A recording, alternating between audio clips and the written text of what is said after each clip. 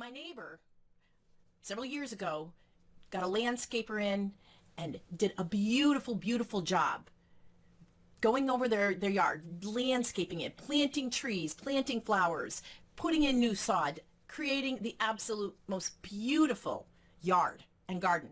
Why? Well, they were having a wedding and they were using the yard as a wedding venue, right? After that, the wedding happened, time went on, they didn't take care of that garden. They didn't take care of that yard. And you know what happened? It died. It looks terrible now. I look at it and say, oh my gosh, what a waste. You invested so much money in that garden. All you had to do was keep it up, water it, tend to the flowers, replant the things that died a little bit at a time, and your yard would look gorgeous. But they didn't do that. They had their wedding, and then they kind of let it go to waste. Well, I don't need to worry about it. It'll keep itself up. Well, it didn't. Businesses do the same thing.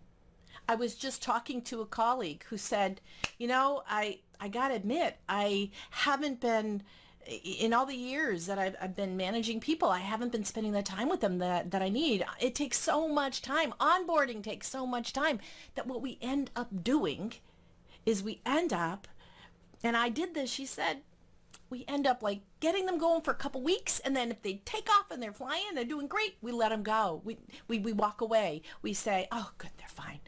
And oftentimes we spend way too much time and effort on the employees that are underperforming, that are not doing what they're supposed to do.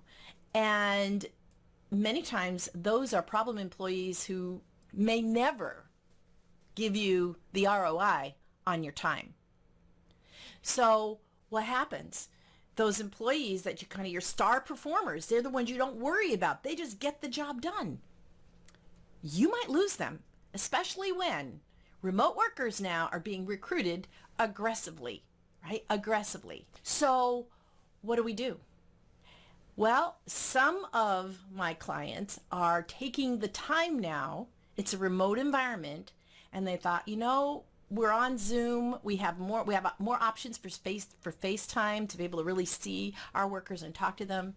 And now I'm taking the time, she said, to be able to look at what they're doing well and let them know, and then address the things that they're struggling with and help them to be more successful with those things. And you know what? They thanked me. They feel like, wow, this is great. I really appreciate that you care enough to help me be successful, to help me grow, because I really love this job. I like working for this company. And I was beginning to think that, nobody cared. And now I know you do. And gee, I hope this doesn't stop, even if we get to the point where we're not teaching, working remotely.